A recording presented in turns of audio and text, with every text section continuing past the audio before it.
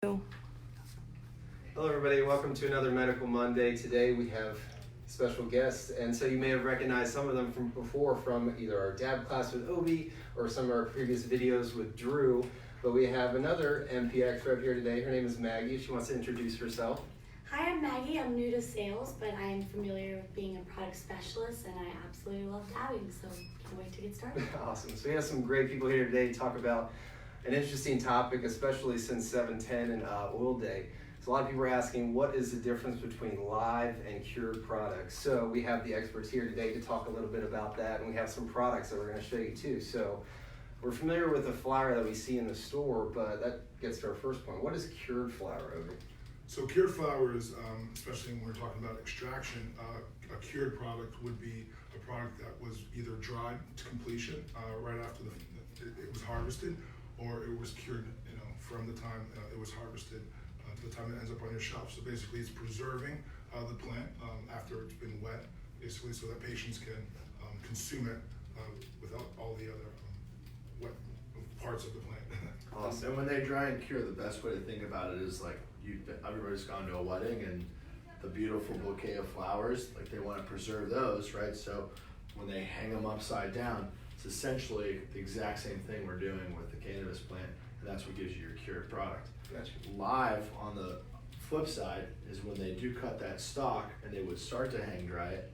Instead of us hang drying it, we try to flash freeze it as quickly as possible. So the way we harvest it, the way we're getting rid of organic plant material that we don't need, the objective is to try to capture as much terpene content as possible. Because what you find that happens in the drying and curing process is that certain terpenes like beta-caryophyllene, beta-myrcene, terpenoline, which are essential for like entourage effects people are looking for, you lose right out the gate 50% of that terpene because of its volatility through the drying and curing process. So with a live resin, we're capturing such larger quantities of terpenes that's the big objective that we're trying to do. Right, so patients who are getting live resin products, that being said, they're really maximizing their terpene content, and in many cases with the products we're going to show you, they're maximizing their total cannabinoid consumption too.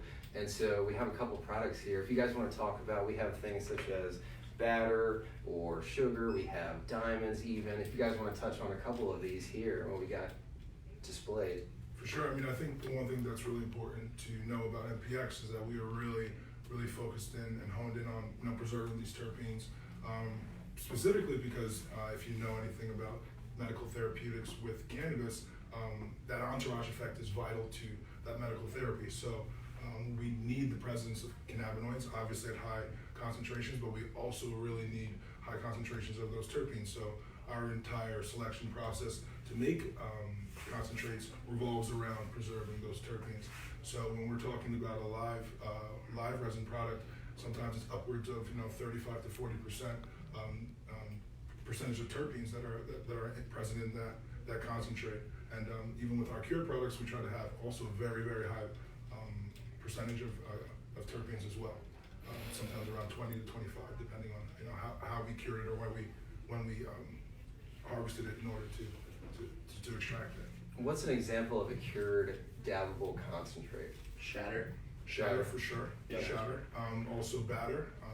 You often can see. I think we have a Storm Stomper cured batter right now out on the market. That is a great, fantastic cured product. What else do we have? We got cured wise. So the reality is at MPX we haven't really been able to put out a lot of cured products. Main reason being we have a certain standard that we try to uphold in terms of quality product, and not having cultivation in the state has definitely impeded us in terms of developing more of our cured product line. So that's why we've really been able to focus on the live resin. We are able to avoid some of those variables. Not that these cultivators are doing a bad job drying and curing, it's just drying and curing for extraction and drying and curing for the flower we see in our dispensaries. It's very different. So by doing live resin products, not only are we honing in on terpene content, but we're also able to really guarantee the quality of our product that we're putting out. Yeah, that being said, we have all these products that we're talking about today we have available in the store, and as you can see here. And so for those people who are not still familiar with dabbing, You can come in and ask any of our wellness consultants, of course, and we'll always have these MPX concentrates available for you guys, and we'll always have more to look forward to with MPX too. So thank you guys for coming out. We appreciate it. No, thank you. There's one other thing, one advantage to live resin is definitely the flavor. I mean, I know that you It's have a lot. unsurpassed. The flavor is why I keep shopping and why I keep using it, and it's because of that terpene entourage that Obi was mentioning before. A little bit does go a long way when you're extracting these high potency medicinal compounds, and it can just be a greater experience overall. Awesome. Well, again, thank you guys, and we'll see you at the dispensary. Thank you for watching.